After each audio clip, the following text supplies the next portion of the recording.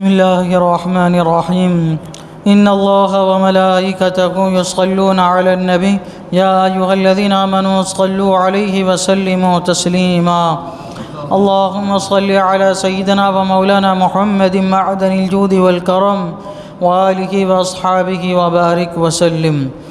أعوذ بالله من الشيطان الرجيم. بسم الله الرحمن الرحيم. وقال الذين كفروا لرسلهم لنخرجنكم من أرضنا أو لتعودن في ملتنا فأوحى إليهم ربهم لنهلكن الظالمين ولنسكننكم الأرض من بعدهم ذلك لمن خاف مقامي وخاف وعید. اور کافروں نے اپنے رسولوں سے کہا ہم ضرور تمہیں اپنی زمین سے نکال دیں گے یا تم ہمارے دین پر ہو جاؤ. تو انہیں ان کے رب نے وحی بھیجی کہ ہم ضرور ان ظالموں کو ہلاک کریں گے اور ضرور ہم تم کو ان کے بعد زمین میں بسائیں گے. یہ اس لیے کہ جو میرے حضور کھڑے ہونے سے ڈرے اور میں نے جو عذاب کا حکم سنایا ہے اس سے خوف کرے. انبیاء کرام علیہم الصلاۃ والسلام مبعوث ہوتے تھے، سمجھاتے تھے، وعظ و نصیحت فرماتے تھے، محبت و رواداری کے ساتھ، اچھے سلوک کے ساتھ ان کو دین کی دعوت دیتے. لیکن اکثروں نے یعنی اکثر نبیوں کی قوموں نے اپنے نبیوں کو جھٹلایا، اور خاص طور سے حضرت شعیب علیہ السلام اور اب کے علاوہ جو انبیاء کرام اور رسولان اعظام علیہم الصلاۃ والسلام تشریف لائے، سب نے یا تو صراحتاً یا کنایتاً اشارتاً اپنے نبیوں کی شان میں گستاخی کی اور کہا کہ تم یہاں سے نکل جاؤ، تم ہماری زمین کو چھوڑ دو، یا تو تم چھوڑ دو یا ہم تم کو اپنی زمین سے نکال دیں گے. بعض نے تو مارنے تک کا کہا. تو اللہ تبارک و تعالی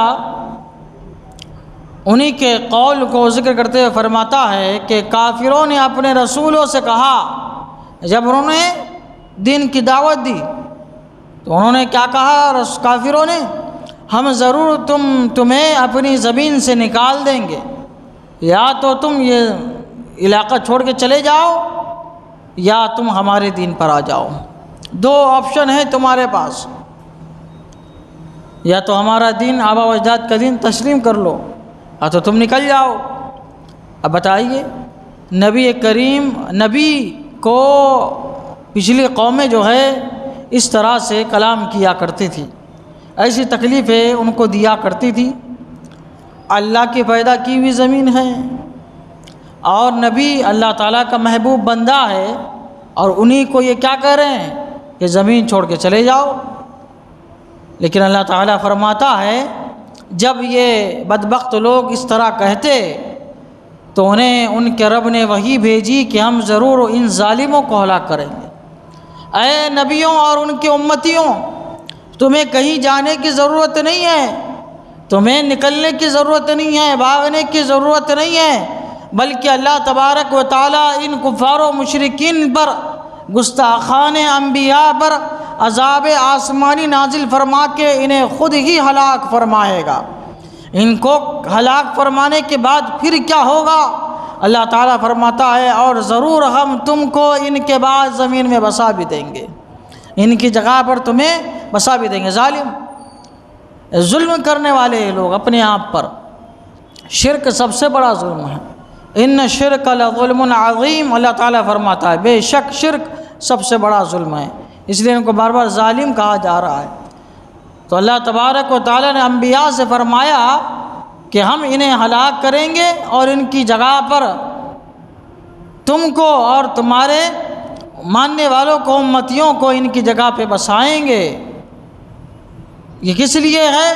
اللہ تبارک و تعالیٰ فرما رہا یہ اس لیے ہے جو میرے حضور کھڑے ہونے سے ڈرے. اللہ تعالیٰ کی بارگاہ میں ایک نہ ایک دن سب کو کھڑا ہونا ہے، حاضری دینی ہے، سوال و جوابات ہونے ہیں، سب کو اپنے کیے کا حساب دینا ہے. تو جو وہ حساب سے ڈرتا ہے دنیا میں اور اللہ تبارک و تعالیٰ کے عذاب سے جو خوف کرتا ہے، اس کے لیے اللہ تبارک و تعالیٰ دنیا میں بھی آسانی پیدا فرماتا ہے۔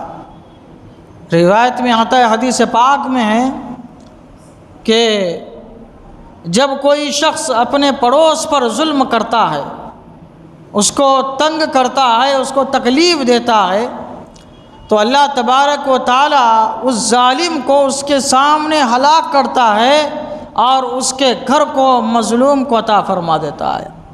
ظالم کا گھر کو جو ہے اللہ تبارک و تعالیٰ مظلوم کے سپرد فرما دیتا ہے۔ یہ ہے ظلم کا انجام، ستانے کا انجام، تکلیف دینے کا انجام۔ تو جو اللہ تبارک و تعالیٰ سے ڈرتے ہیں، خوف کرتے ہیں، اللہ تبارک و تعالیٰ ان کی دنیا اور آخرت دونوں کو سنوارتا ہے۔ اللہ تعالیٰ کی بارگاہ میں دعا ہے قرآن شریف سیکھنے، سمجھنے اور اس کے مطابق ہم سب کو اپنی زندگی گزارنے کی توفیق عطا فرمائے۔ اشہد ان لا الہ الا اللہ و اشہد ان محمدا عبدہ ورسولہ صلی اللہ تعالیٰ علی سیدنا محمد وعلی آلہ وصحبہ اجمعین برحمتک یا ارحم الراحمین۔